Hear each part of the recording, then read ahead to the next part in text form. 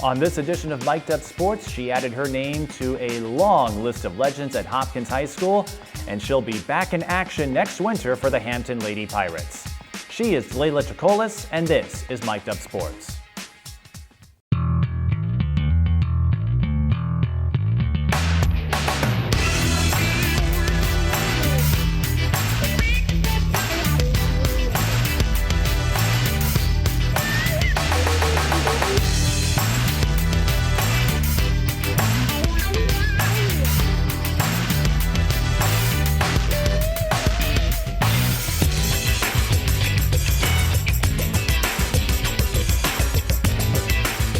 Hello everyone, I'm Mike Eden and welcome to another edition of Mic'd Up Sports, the show that goes in depth with the people who build our sports community.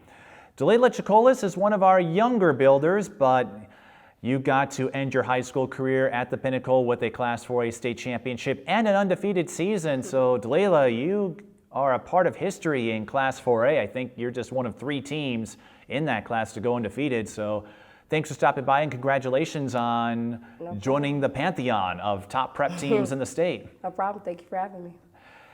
So, when did you get your first itch for basketball? Do you remember when you were excited to play it? Maybe 2. I go 2 years old. That was when I first had. You remember 2 years old? I mean, I'm pretty clear. Like I got home videos and stuff like that. Okay. That was when I first got a first basketball shot at, but maybe like 4 or 5 is when I started playing with the YMCA rec league. My dad was a coach, and that's when I knew I wanted to do it. I was going to say, if you could remember your life at the age of 2, that was pretty impressive. Not that. Needed a little bit of help. Yeah. So what was that like playing as a 4 and 5-year-old? I'm guessing the rims were a little smaller, but playing a rec league that young, usually a lot of kids wait until they're 8, 9, 10. So I guess you got a head start. Oh, my dad put me and my brother in a lot of different sports. We played baseball, football, flag football, soccer. Basketball was just something that I kind of got attached to as just another one of the sports that we played. Me and my younger brother played together, and I played with the boys, so it was pretty fun. It was a cool experience. So was basketball your favorite sport, or were there some other activities that you really enjoyed? Basketball is my favorite sport, but other activities, I really like soccer. Like that was another thing that I did on the side. And then football was just something I helped my brother with because he played. And then I also did wrestling, but my mom didn't let me participate actually. I just got to practice with them. It would have been hard too to balance if you had taken up wrestling and basketball. So you played football for a time. Did you play any rec league or any actual, or was it just more? Just more like flag touch football, nothing too serious. What position did you play in football? Sometimes quarterback. That's what I like to play because I like to throw the ball, and then receiver. Well, that explains how you became such a good passer at Hopkins then. Well, you and Paige together. So how did basketball win out among all of the sports that you took part in growing up? I think it just kind of separated itself. I started wanting to do that more than the other sports, and then that's when I started seeing other kids play on teams. So I was just like, oh, I want to do that, Dad. And then that's when I got in touch with Farview at 4th, 5th, 6th grade, around there, and then I just went with that. Farview, that is in North Minneapolis. I know a lot of kids who became outstanding prep athletes and went on to play D1. They grew up there. Well, yourself, Nia Holly, who was a teammate of yours at Hopkins, Andrea Adams comes to mind. Who are some of the kids you got to play alongside with at Farview? Asia Wheeler, she plays for Cooper. Her sister, Mimi Wheeler. Imani Jones, she played for Hopkins, but she tore ACL this past year. Alana, she went to North Minneapolis. She played for their basketball team. Alani Pettis? Yes, that's her name. And then just a couple of the older kids I knew that played there were like Ashley Bays, TT, Elena Starr, Kiara Russell. She goes to Arizona State. So it was just kind of like a lot of kids that I seen growing up going there. And all of them, well, you mentioned Wheeler. The Wheeler sisters, of course, got to be a state champion last year, and so you got a taste of that. So, yeah, don't mess with Farview. What do you think is it about the Farview culture that produced so many athletes, even though they all went to different schools around the metro, but a lot of them got their start at Farview and really took off from there? I think it's just like the natural space, like it gives kids like an escape to want to go to the gym and play with different kids, and then when you travel around and you see like your friends playing for that, like, oh, I want to play with them too. So then that's just kind of how I got clicked with Farview. A couple girls I knew played, and then after I started playing, me and Asia came like, oh, they're doing good. Like, she plays, like, I want to play too. So it's kind of just like a balance of playing with your friends and then also just being in that same area. So, in your Farview days, who did you enjoy getting to play with, and who was your favorite team or player to go against? I enjoyed playing with all of them. They were all pretty great, but me and Asia would probably say we were like the backcourt of the younger team. But we played against like kids from Wayzata all the time. That's kind of how that rivalry started for me. I played against Callie and Mimi when we were younger, and that's pretty much probably our favorite team to play because we kind of went back and forth. You and Asia Wheeler, and so how surreal was it that both of you got a chance to be state champions later on? It was very surreal. I was really happy for her when she won, and she kind of gave me crap because we didn't win. But after we won, she was really happy. We both got to talk about the experience, and it was life-changing, so it's pretty fun. I guess she can't give you a hard time about it anymore. Nope. Actually, well, you won undefeated, so yeah. Were you able to talk some smack back at her? A little bit. She always said that she won first, so I'll give her props. That I suppose, right, she did. So what did you enjoy most about the Farview experience? You talked about planting the seeds not only for your development as a player, but the Wayzata rivalry and getting a chance to play and watch so many Division I athletes. I'd probably say just the culture that it built. It made me realize I have a second family throughout all the kids and the coaches that I play with, and then just having a space to play in Minneapolis was just pretty good. And then also transitioning that into AAU because Farview and the Minnesota Stars went together as far as being AAU, so it was pretty much just like the same team, but just a different brand. And growing up, who did you idolize the most? Was there a player in the pros, or even as you were watching all of these kids that were older than you make their way up, who did you want to be as a basketball player? Probably, if I would say WNBA, Maya Moore. She's probably my favorite player of all time, other than maybe like Chelsea Gray, because people say that I kind of play like her, or like that, I guess. But as far as high school, probably Nia and Ashley, just because they like paved the way for me. Like they showed me the ropes, like going through Farview, and then they went to Hopkins, and then it was just like, oh, well, that's exactly what I'm doing. So pretty much them too. Chelsea Gray, huh? Yeah. Do you have a three-point stroke like she does? I'm working on it. You're working on it. I'm working on it. So still making your way up there, and that's a pretty good assortment. And Maya Moore, I guess that makes sense too. Well, when you see someone win 4 titles and do what she did, I imagine there are a lot of kids that wanted to be like her. So you go to Farview, and then where did you play for junior high? Junior high, I went to Hopkins. I was always playing up, so I started playing 7th grade, 9th grade, 8th grade, 10th grade, and then just kept going up from there. And then 10th grade, that was my first year of varsity, so it was pretty much just playing up every year. So your first year of varsity wasn't until 10th grade? Mm-hmm. Well, 9th grade, I sat on the bench, but I didn't get a lot of time until okay, the end so of the you game. were sort of second string, I guess. Yeah, pretty much. And of course, by that point, you're well aware of the Hopkins culture. Yeah. Before you came in, they had the three-peat with the Coffee Sisters leading the way. What attracted you to that school as far as the opportunity to continue honing your basketball talents? Okay. Well, my grandpa worked at Hopkins High School, so that pretty much was honestly the main reason why we went there, because he just had that big role. It was a great school, great for education, of course, and then basketball, they were just fantastic. Like, they came back like three-peat, like you said. And it was just something I wanted to be a part of, so that was pretty much it. How nervous were you going in there, being a part of that program, knowing the culture, the history, and just the legacy they had established by that point in girls basketball? I'd probably say 10th grade was probably my most nervous year because it was my first time playing varsity and anything. But I pretty much feel like I got into the flow as the season and as the course went along, off season, all that pretty much. So it was pretty good. What helped you maybe overcome those nerves? Just talking to the older kids, Nia and Ashley just telling me like, "Oh, you're doing good. Just make sure you come to everything." Like that's what our main thing is at Hopkins. Come to open gym, come to breakfast club. Make sure you're at everything. That's when they're looking at you. That's when they're wanting you to see what you're trying to do, progressing, basically. And Nia and Ashley, those two were part of 2 state titles. They were freshmen during that three-peat, and then the next year they had to watch. They come back and win the titles. So how much did you look up to those two, and how do you think that helped you grow when it was your turn to become that leader like you were this past season? I looked up to them a lot because they came through Farview. They pretty much had like the same course as me. They went play for Farview, then went to Hopkins, and then they had a lot of success playing for Hopkins. So it made me just think like I could do exactly what they're doing because they did exactly what I did. And then that helped me because they kind of showed me the ropes, and then after that, now I can show kids the ropes on what to do or how to do it when you play for Hopkins. As you noted, you were a freshman when those two were seniors. Yeah. So you didn't do a lot of playing, but you got to do a lot of observation, watching, and studying, I imagine. Yeah. With those two in particular, and if there are any other seniors on that team from 2013 or 15, Yeah. 16. One of those. I think 2016, that's yeah, right. That's right. What did you notice from them, and how did you attempt to import that into your own skill set?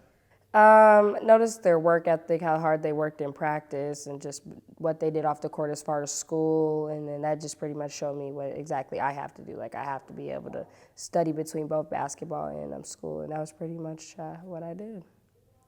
And on top of that, you had Paige Bueckers as an 8th grader. Yeah. I don't know how many folks thought she was going to be the person she is now, but how would you say the dynamic between the two of you have grown? Because I've seen you two in videos and playing together. Yeah. You were pretty natural out there, but I have to imagine as 8th and 9th graders, it was a little different just because you're younger. Yeah. I think our chemistry was actually probably the best when we were in 8th grade and 9th grade because we played for Mike Winston, which is Deanna Winston's dad. He was a defense-first coach. He was pretty hard, and then that kind of set the dynamic for Hopkins basketball. Defense was always the #1 thing. But as far as me and P, her passing me the ball and just doing like little stuff like that, it started when we were kids. And that pretty much grew when we got older for high school basketball. And her game evolved really great. A lot of people pay a lot of attention to her, and that's where her passing ability comes in perfect because they're paying attention to her, but then other people are open and she's looking for everybody. That's what she does. So that's pretty much how our chemistry works. Like I'm ready, I know when she's gonna pass the ball, pretty much. So if she's passing the ball, what do you do in that 1-2 combination? I'm just, pretty much I'm just ready for it. Like I know exactly when she's gonna pass it. Like we have that eye contact is what she would say, but so you could just look at each other and look at each other. I know she's gonna pass it, and then me just getting myself creating space and getting ready to shoot or getting ready to rebound or do whatever I have to do. Something that I've been told from others who have watched your practices, a lot of basketball observers would say that a practice at Hopkins is often more intense than a game, where the game the game you're there to play, but it seems like the games are more about having fun and implementing what you put into practice. How would you describe the intensity level of a Hopkins high school practice? Practice is a 3-hour practice, or maybe sometimes 4 if we have film involved, but it honestly, Kaz wants it to be more fun for us in the game, so he says whatever we do in practice is what we're going to do for the game. You start by just warming up, and then it's right into defense, honestly, for like the next 2 hours.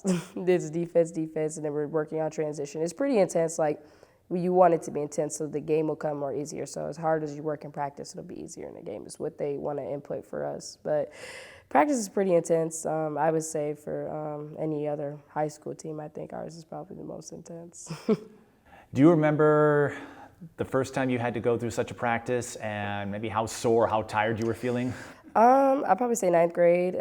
We had a Saturday practice, Saturday at 9, and it goes all the way to 12, and you're just thinking like, what, he's crazy, like why is it 9 o'clock? And it was pretty much like an eye-opener for me. It's like, oh, they're trying to prepare you for the next level, like for college, which is exactly what it did for me. So I'm actually glad like all the workouts in the summer or just the 9 a.m., it prepared me for college, so that's what I like.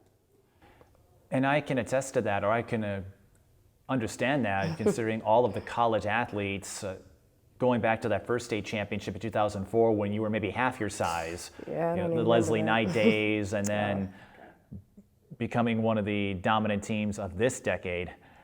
And going into games, how do you think that gave you an edge? Because this past season, you led the state in scoring. There weren't a lot of close games, and so while it looked easy as we're watching you play, as you were alluding to, you guys put in a lot of work to give yourself the chance to run teams out of the building. For me, I pretty much took it upon myself to just talk to the team, and after the loss last year, I tell myself this senior year, a lot of my senior girls don't get to play as much as I do. So I told the team, in order for us to do good, you have to play for your teammate. They don't get to play. The younger kids are playing.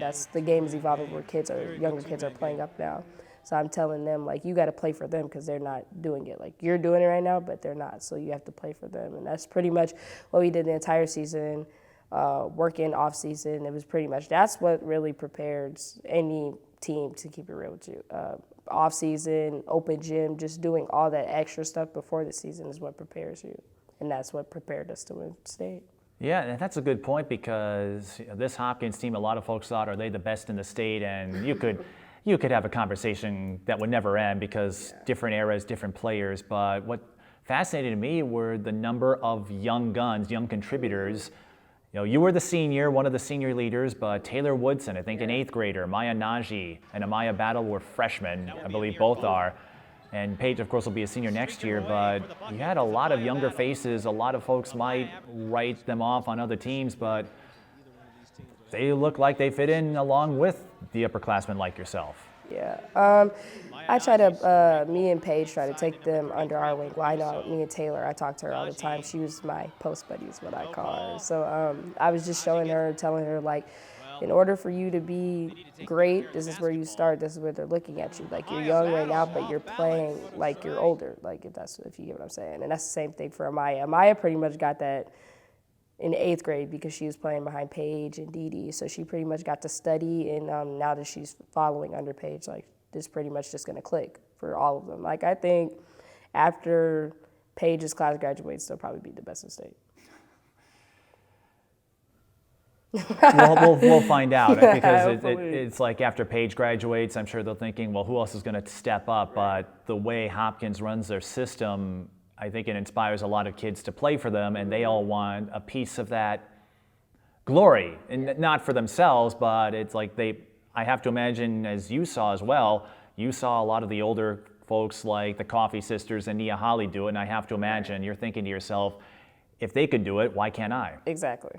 That's pretty much exactly what we tell them all the time, to keep the train going. Because we had, for a long time, when we kept getting second, we just thought, man, what are we not doing? What are we not doing right? And I'm just now that we finally won, I feel we broke the curse, is what we would all say. So I just feel after these next couple of years that the train will keep moving, and they'll hopefully win a couple more championships. You're describing something of a first world problem. It's when the Lynx didn't win a title, everyone thought, oh, this was a disappointing year. Yes. I mean, not many folks go to state as many times as you have in a row, so right. It could be worse, I suppose. Right. But we'll talk about your state runs in a moment, but you mentioned how you and Paige took the younger players under your wing and tell them, play like you're older. I remember during your freshman season, when Paige was playing alongside the likes of Nia Holly and Ashley Bates, apparently there was a huddle and things weren't going the way they expected. And Nia, she told me this, during a huddle, went over to Paige and says, "You're not a flippin' 8th grader." Yeah. She used another word in place of it, and my first reaction was, "You cussed out Paige Bueckers?" And she goes, "Heck yeah." Do you remember, was she like that as a senior? She Absolutely. Would get into you like that? Mia was, any of them were like that. If you weren't doing something right, they're going to get in your face, they're going to cuss you out, they're going to tell you, you're playing with basically grown women, you're not a little kid. This isn't what Kaz would say, HGBA basketball. So basically... HGBA? Yeah, that's another league that Hopkins has for younger kids. Okay. So he's just just another thing to say kid basketball. Okay. But I mean, that's kind of what you expect when you're playing young, but you have that talent that gives you the ability to play with older kids. You have to play like you're like that, pretty much. So were you like that as a senior? Did you get into the freshman that way? Absolutely. Nunu and Taylor, I tell them all the time, exactly before the state game, I brought Nunu, Taylor, and Amaya all together, and I was just like, hey, I know you're nervous, and this is the biggest game of your life that we're going to play right now, but just think of it as just having fun, playing with your teammates, but also know that, you're going to make mistakes and mess up, and that's fine, but just keep playing through it. The next play mentality, I know that's something the Lynx instilled during their dynasty run, and I think that's good too, because even though Hopkins is used to the state tournament atmosphere, it's still not easy to go out there, have all the lights, all the cameras. All those people. And you've done it 4 times in a row, and I have to imagine every year you were excited and maybe still a little nervous. Yeah. Because you're going from your high school into a bigger gym, and a lot of folks know the history of Hopkins, so the students are rooting for you. Everyone else, I would think, is rooting against you. But I mean, yeah, I understand that. That's pretty understandable. Like, it's way different than playing in a high school gym. You're playing in a college arena that's full with people that either want you to win or want you to lose. So it's pretty much just like being able to handle the nerves and just focusing and locking in on what you and your teammates are supposed to do. So you mentioned the run of second place finishes. It started as a freshman. So you saw Nia and your soon-to-be teammate again, Ashley Bates, finished with a silver medal. 2016. Same thing. That was 2016, yep. 2017, Elk River. Last year, it was Eastview. How frustrating was that to finish second 3 times in a row? And how do you think that motivated you to make that undefeated run? I feel like it was very, very frustrating. Like, I'll go Elk River first. Elk River was probably the most devastating loss that I've ever had, I feel like, because it was so important. That was the first year that we had went undefeated, and it was just like, man, 4 points. And then that happened the same year with Eastview. That's why we said it was a curse, because we always lost by 4 points, which really didn't make sense. You were in all of those games. Exactly. Eastview probably was more hurtful for me because we were beating them by so much, and then we just kind of like let it go, like, oh, we're gonna win, and then it's just like, oh, they're hitting shots and they're just doing a lot of stuff.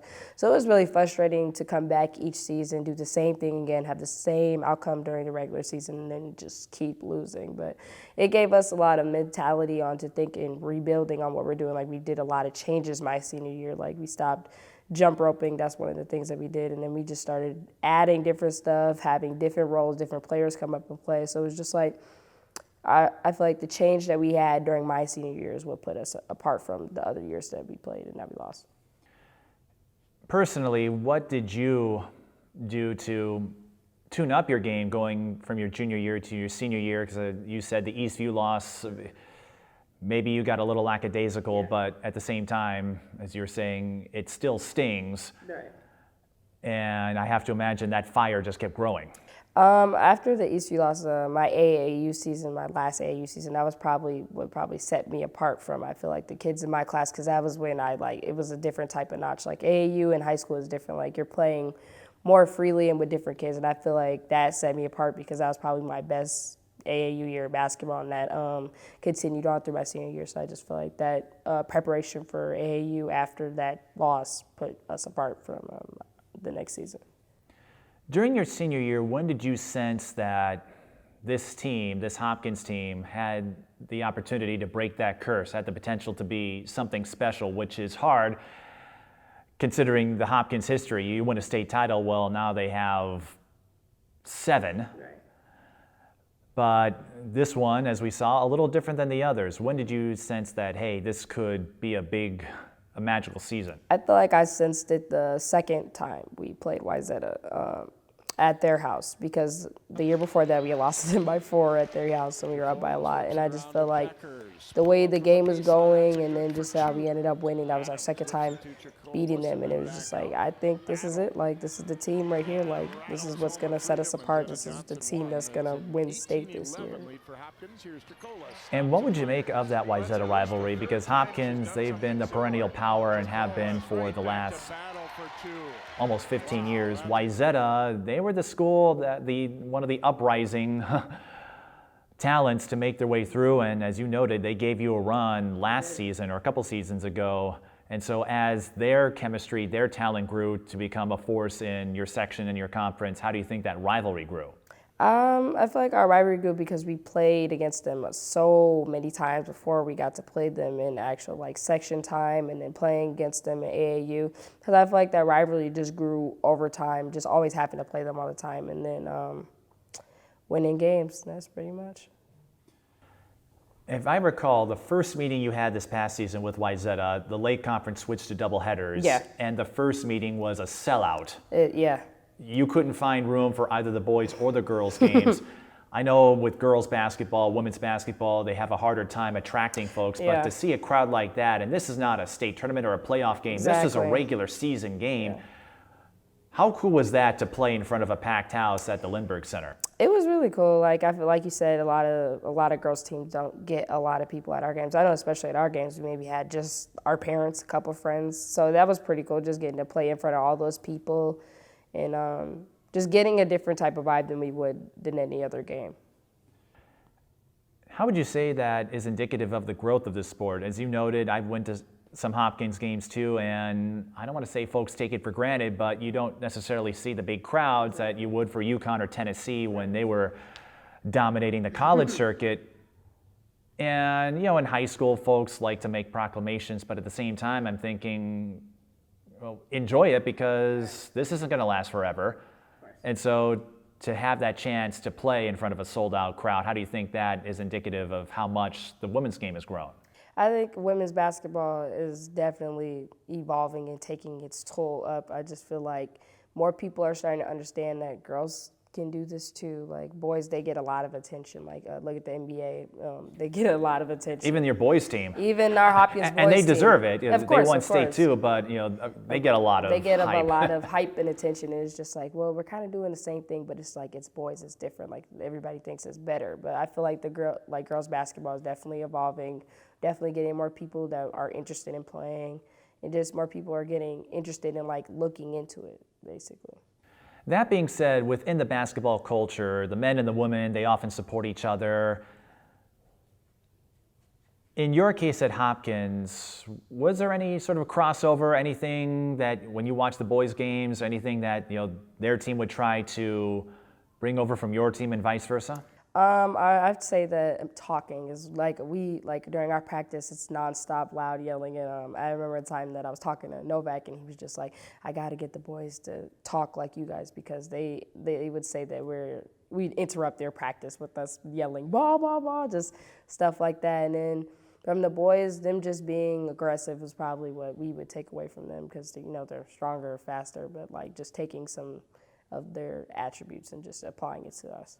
I'm not sure. I think you could have given them a run, being a wrestler, a footballer, pretty much. And I think your size is misleading in terms of the strength you bring. But that's interesting, communication. So how much communication goes on in practices and games, and how does that help you stay in sync the way you do? If we're not talking, we're on the line. Like pretty much we're going to run if you're not talking. That's the main, that and defense is probably one of the two key things that Hopkins makes a point to you. Like if you're not talking, we're going to run.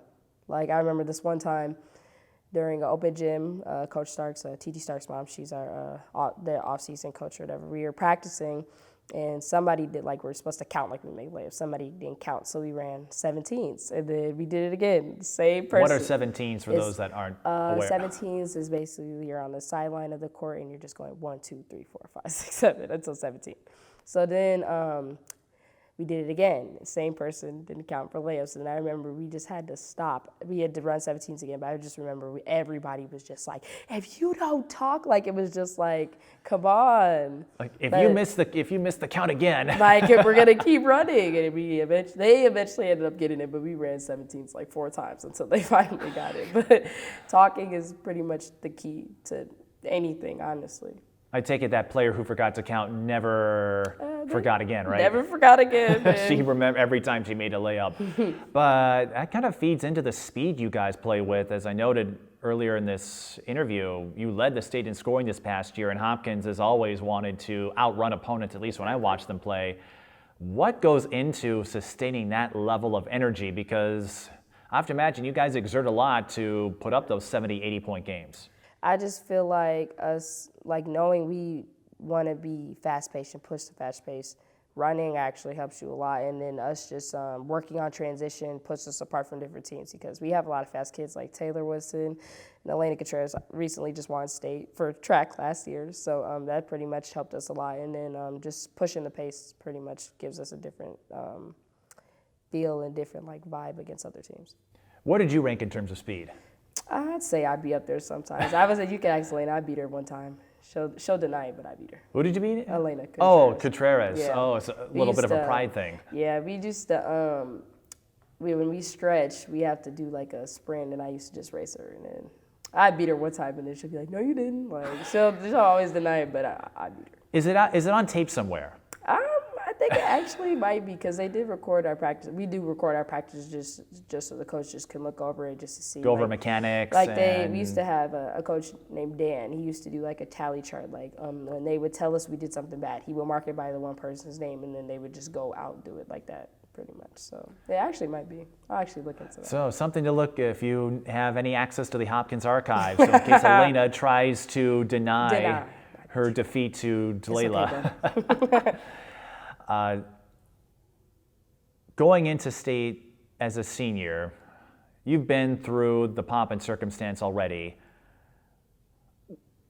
Was there any differences in emotion or just approach? I mean, you had a great regular season. You took care of Wayzata handily in sections.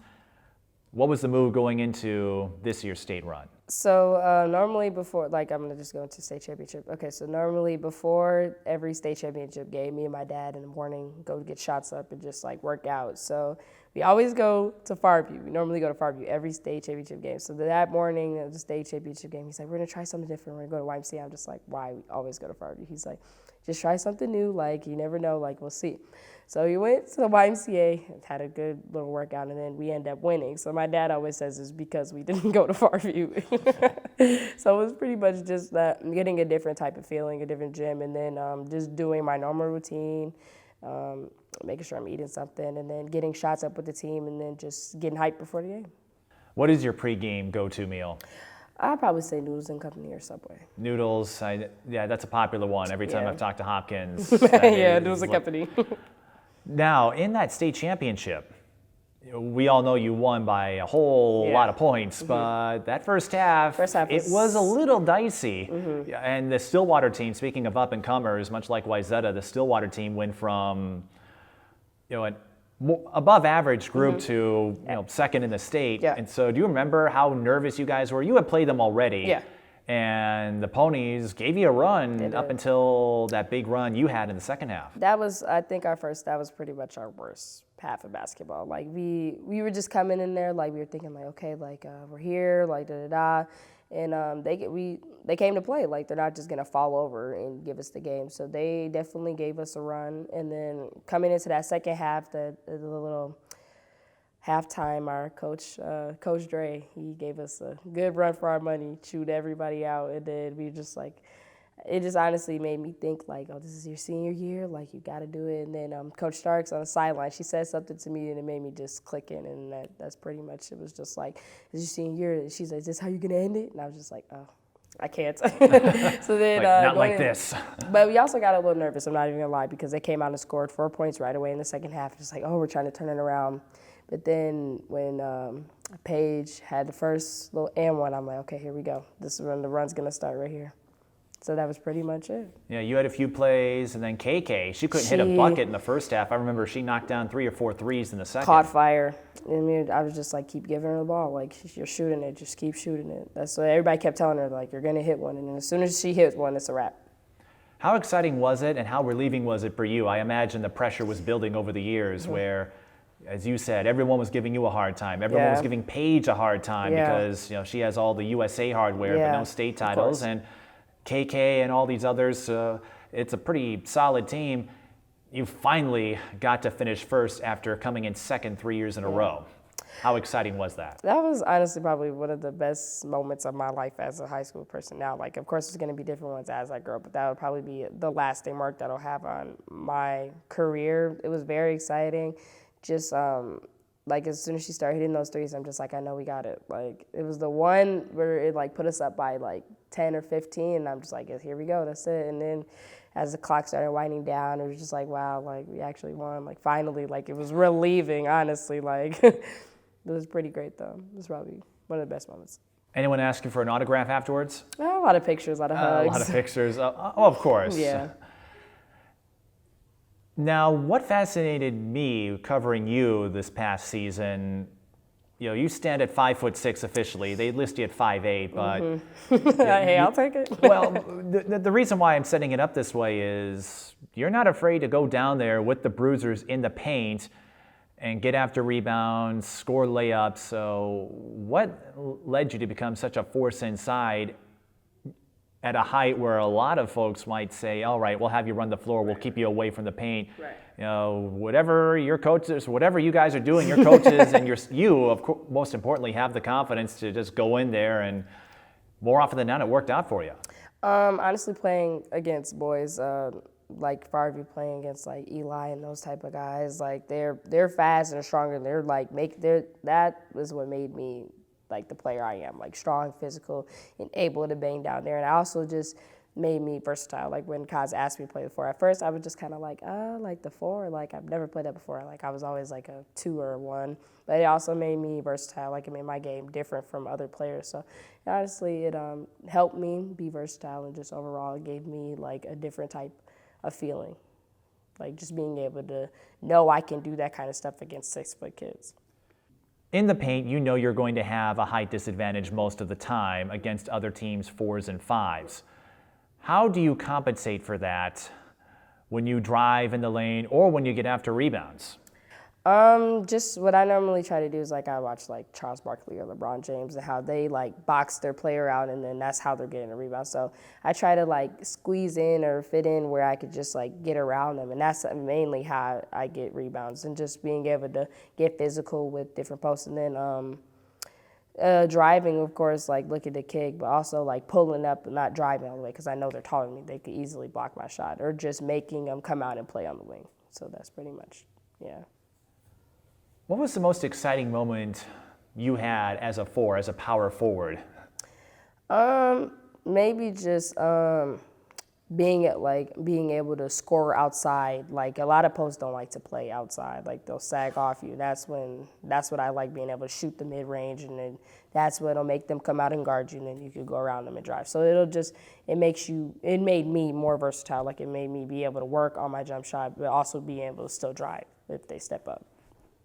How do you think that will help you going into Hampton? I'm not sure your coaching staff will have you play the 4, but they know that you're not afraid to go down there with the bruisers. I feel like that's one of the reasons why they looked at me, because they knew I played the 4, but also in AAU they knew I played the 1, so they also know I could be versatile. So going into Hampton, I think I'll be playing the 3, but they also told me like if I ever got somebody like a point guard small on me, that they'll put me in the 4. So it's just like different situations that'll give me more success and more versatile by being able to play 4 and 1.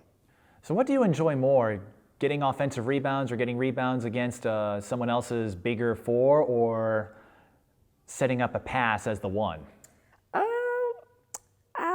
Maybe getting rebounds, but like still 1, because I like to be flashy sometimes. Like I like to throw up behind the back every once in a while. But Are you saying rebounds aren't flashy?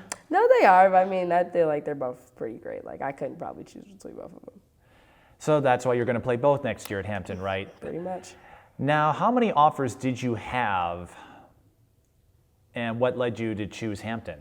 I had 5 offers, like 5 official offers. I had a couple other ones, but I didn't really like look into them because I just knew like I didn't want to go there.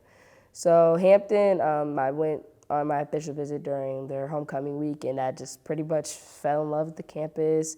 And then their coaching staff, like they've been looking at me since I was in 9th grade. So that's pretty much what kind of stuck with me, is that they started through the course of my high school career, didn't know what I was going to do, didn't know if I was going to be this or that, and then they just stayed with me. So that pretty much, like their loyalty through that pretty much made me decide why I wanted to go there. And of course, Ashley had an influence on me. Like she brought me there and basically just telling me like, yeah, they're pretty great. They play the same style as Hopkins, and that's pretty much just led me to go there. So you've been following you since 9th grade? Mm-hmm. What did that mean for you to have a school stay with you for that long? Honestly, it felt pretty great. Like they had a lot of faith in me. Like they knew I could do what I could do now, and it just made me feel good to know that a team liked me that much. Of course, you came back from your first summer term with the Pirates, so what was that like, and how cool was it to reunite with someone you looked up to in Ashley Bates? Pre-college was really fun. I got to meet a lot of different kids that play a lot of different sports, or just kids who don't play at all. Waking up at 4 a.m., not fun at all, but it made me glad that I went to Hopkins and I got to go through that process of being up early, because it helped me prepare for college, and just being able to do like waking up at 4 and 5 to work out and run, and just doing homework, having classes at 10. So it was just, it was pretty much a great experience, and then just meeting my teammates, building a bond, getting closer as the season starts, and then being able to go back and do the same thing, which is pretty great. What excites you the most about getting a chance to play college basketball at an HBCU? I feel like just being able to start over, being able to do new things, being able to build off of my high school career, but also being able to be like, oh, I'm like a freshman again. Like I was a senior, like I was like, oh, I'm on top, and now it's like, oh, I got to do everything I did in high school again. So just being able to rebuild and like adding new things to my game is what's going to excite me, and just the upcoming season in general. And what would you make of it? Of course, it's tough. You don't have any practices or any scrimmages under your belt yet, but how excited are you to go from the high school competition to Division I, where a lot of kids tell me when they make that transition, you're going up against other teams where they were the top player in their school. What's the challenge that comes with that, and what's the excitement where you get to test yourself against top-level competition? The excitement with that is just being able to get a different vibe than I did in high school, playing against kids who are the number one kid in their class, or played USA, or just doing stuff like that. The challenge is also that as well, like playing against kids who have done the same thing as you, and can maybe do things different or better than you, but that's also what sets you apart from other players. Like, oh, I can do this, she can do that, and that's how we build the team together. So that's pretty much what I would say is the challenge and the balance between both. And you mentioned Ashley being an influence in getting you to Hampton. How has she helped you with that transition from high school to college after the summer term? When I pretty much got down there, she pretty much put me under her wing, just told me like the stuff that I needed to do, like, oh, make sure you're doing this, like, make sure you're paying attention in class, make sure you're paying attention when he's talking, doing in plays, and just helping me through the rotations, like maybe like on defense or something like that, or just learning plays. So she's pretty much been like that sister figure for me. And she came off a really solid junior season, Great Big season. South Player of the Year. MVP, Defensive Player of the Year, all of that. Freshman of the Year last year. She's pretty much having a lot of success there. I guess, what does Ashley's evolution, Ashley's growth as a player at Hopkins, now at Hampton, you're going through the same thing. What do you think that says about the work that you put in, where, like you said, we're all talking about Nia and Paige, and here the two of you are, who you've staked your own claim. I just feel like you said, like we're all completely different players. Like we all kind of have a couple similarities, but we're all different. And I just feel like that's what balances all of us out. Like Paige, she's real flashy, as you guys know. She'll shoot the three, and me, I'm a banger. Like I like going down in the post. So just being able to do different things, but also being versatile within all of us. And I just think that's pretty much what sets all of us apart from each other. We all have different things, but we all do the same thing pretty well. What have you enjoyed most about your friendship with Paige? I know when you came back and Paige came back from winning another gold medal with the USA U19 team, I think it was. What is it about the friendship that you enjoy getting to be a part of? That's pretty much my little sister. Her and KK, hang out with them every day when I can, or when they're both available. But just being able to share good moments like that, like her being able to do what she's doing with USA, and her being happy for me that I committed, just little stuff like that. And then also being able to play for the same team, hanging out all the time, going to Montana together, just little things like that that'll build a family, or a relationship within the two of us that'll probably last forever. So are you going to be pushing for a Hampton-UConn matchup in a couple of years? I hope so. Hey, that'd be pretty fun. And I know everyone was excited, but what do you think it says about Paige's growth as a player and the state of Minnesota as a whole, where we've had a lot of D1 athletes, mm-hmm. Now we've got someone at UConn for the first time? I feel like that's just her being able to do that and going to UConn is really great. But I feel like I'm sorry, man. I feel like her being able to go to UConn as one of the first kids out of Minnesota, that's gonna just draw a lot of colleges or a lot of people to look into the state of Minnesota, like, oh, they're evolving, like they got some kids, like Paige is going to UConn, who's the next kid out of there, like some stuff like that. Like I feel like Minnesota will be put on the map now, is what I would say. Yeah, I would say it was already there with all the talent they produced, but like you said, it's now going to get an even larger profile. And who knows, maybe you'll do the same at Hampton I hope so. in due time.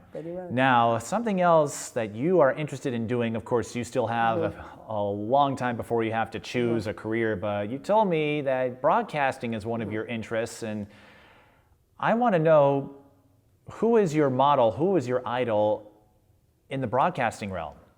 I like Overtime Larry and people from Overtime. They're like a broadcasting people for high school kids on Instagram, and they have a YouTube channel. Yeah. I also have a YouTube channel, so that's pretty much kind of like the people who kind of influenced me. Like they're having fun with it. They're doing little stuff like bottle flip challenges, and it's just like, oh, they're being successful with that. And after basketball, like that's something I would like to do. So I pretty much like to post every other day. Different videos, different content, like basketball videos, but also just having fun, family videos, and also being able to just work on stuff like interviewing. And like I did a couple interviews with Paige. I just did a recent one with her, and Zeke, Najee, Jalen Suggs, just pretty much people like that, and just being able to practice with them for eventually like me being able to do that for like bigger stars like NBA or WNBA. So Overtime, you want to follow their model. I guess when you're watching a game, are there any broadcasters that call an NBA or college or women's game that you really admire? I can't think of her name. Oh, man. Maybe I can help you zero in on that name. Maybe Doris Burke. Doris Burke, okay. Yeah, I like what she does. She gets to have fun and talk to like LeBron and stuff like that, and also just get into detail with them on like different stuff they do on and off the court, but also still have fun. So she's pretty cool. And she was a point guard at Providence many years ago. You know, a great role model. I know she got her start in the women's game and now one of the premier NBA broadcasters. So you mentioned you've approached your teammates and your buddies, Jalen Suggs and Paige Bueckers, I'd say two of the biggest names. So how did they react? How were they when you approached them and said, hey, can you do an interview or chat with me for this video? How did they take it? They thought it was just pretty funny, just pretty cool. But they like it. They're helping me. They're just like, oh, this is going to help you, and it's also going to help me like work on interviewing with people too. So they're just pretty cool about it. Like anybody I've ever asked, they're like, oh yeah, like, you know, of course, like for YouTube, anything, like pretty much just having fun with it. I take it I'm no help at all. No, you're no, you're a big help.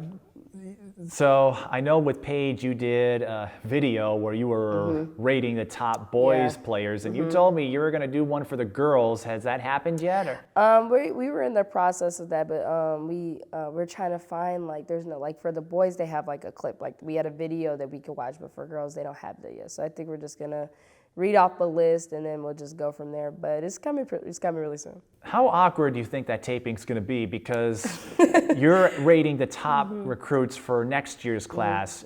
I imagine Paige would rank among the top. I think ESPN's ranked her number one in one of their rankings formats. So how are you going to handle that situation? I feel like it'll just be funny, like just being able to joke with her, like, oh, you're kind of just okay. But knowing she's one of the best kid in her class. So it'll just be a fun video to do. I feel like it'll be more awkward for her to rate herself, so I don't know. I have to imagine most players, and obviously you have a lot of confidence in yourself, but a lot of players that I've met over the years don't flaunt it. So I have to imagine folks speak highly of you, you're like, great, but if you were asked to rate yourself, you'd be like, Try to be really humble, just say like, oh, I imagine you'd feel just as nervous as she would be. Yeah, pretty awkward. I also noticed you like to prank people. I do. It's pretty fun. Just do it like your mother's a popular target, apparently. Yeah, just being able to do like little fun stuff. Like I watch a lot of YouTubers and just seeing like what kind of content they do that gets them a lot of views. So pranking is pretty much a lot of things that a lot of YouTubers do other than challenges. So I just try to see if I could do a couple here and there, but they're fun.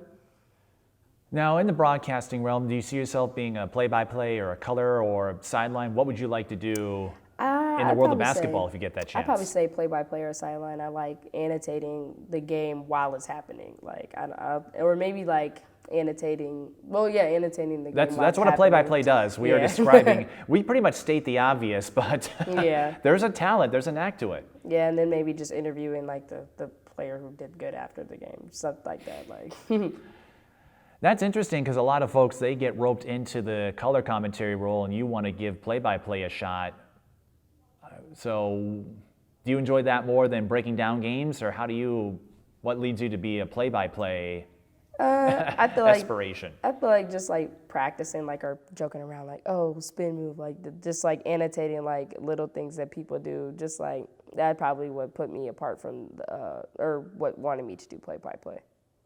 And so I imagine your major is related in this field? Hampton? Journalism and broadcasting is what I'm majoring in. So a few years from now, you'll be coming for my job. I hope so. Well, they'll probably make room for you. Yeah. if you want to come in, they'll ship me out. Yeah, okay. I tease. What do you think people could learn from your journey where you got to score, I think, over 1,000 points, you got to be an all-star in high school, you're going D1. Maybe you weren't the biggest name in Hopkins, but you are as much a part of that legacy as a Paige Bueckers and Leslie Knight and Nia Holly. So for folks who are growing up, whether it's in the Hopkins program or elsewhere, what do you think they can take from your journey to apply it to their own path with basketball? Just to stay humble, just stay true to yourself, know that you're doing the right thing, like you're working outside and you're doing like what you have to do, and just being patient, like waiting your turn, like knowing what your role is with your team and what you need to do or what you provide, and pretty much just sticking through it. And then as far as AAU, play for a team that you know can showcase your talents, and that'll help you and put you apart from other kids on your team, but will also give you a chance to get college coaches to look at you. So pretty much being patient and staying humble. Now I've got a couple of questions to wrap this up. I have a feeling what your most exciting moment is, but I'll ask you anyway. Your most exciting moment as a basketball player and your most embarrassing moment. Okay, I think I have 2 or maybe 3 most exciting moments. That's why I ask. When hitting a half-court shot against Wyzetta when I was in 7th grade, and it put us up in halftime. It was just pretty cool. And having an ankle breaker against Minnetonka, against Katie Bradlin. And that was pretty cool. Everybody went wild. The crowd was crazy. And then stealing the ball from Alexis Pratt during the state championship and coming out and scoring.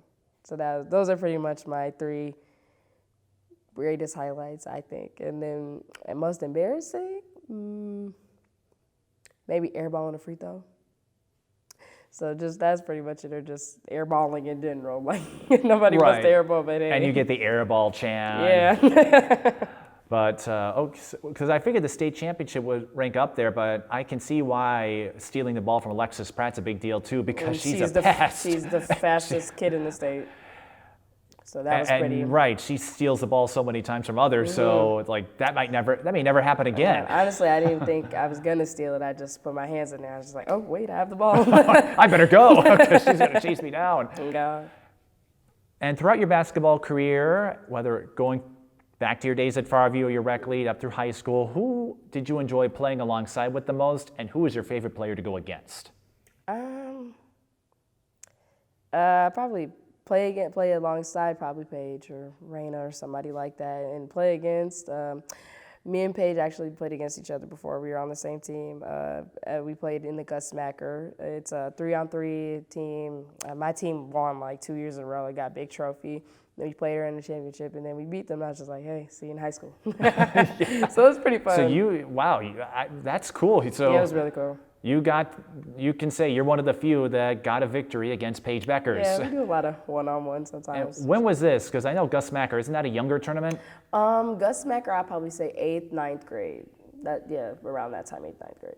How many stories and how much smack talk did that did your victory over Paige, how much has that produced over the years between the two of you? I probably give her a little smack sometimes, or playing one-on-one. We used to play one-on-one during open gym all the time. She'll win sometimes, I win sometimes. So it's just like, hey, like, and I got you, like something like that, or just having fun, or just having a shootout, or playing 21, just stuff like that.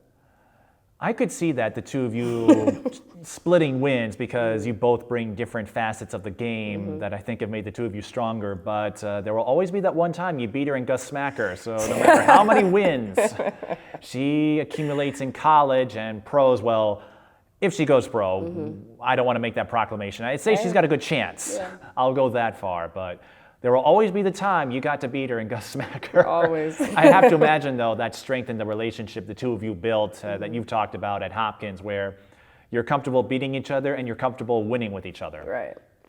Yeah, that'll just always be a relationship that me and her will always have, and also what I would always have with the other girls, because they always want to play as well. But just being able to build that chemistry is one of the reasons why I went to Hopkins. They had a sisterhood, kind of like how Duke has the brotherhood, I would say.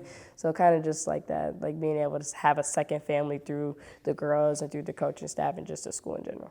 You know what we'll do next time? We'll have you do a one-on-one with Paige. We'll bring you on the hosting chair.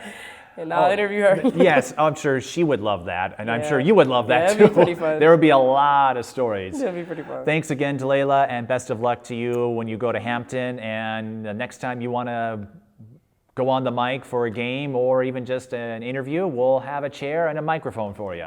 Thank you, appreciate it. So that's Dlayla Chakolis. Once again, you can see her in the Big South Conference at Hampton University. We'll see if she can hoop it up and grab the boards like she did at Hopkins. I'd say she has a good chance of doing so. And that does it for this episode of Mic'd Up Sports. And if you'd like to be a guest on a future taping, contact us at tsbtelevision@gmail.com. Until next time, I'm Mike Beaton. Thanks for watching. If you'd like to support TSB Television sports programming, check us out at patreon.com/TSB Television or paypal.me/TSB Television.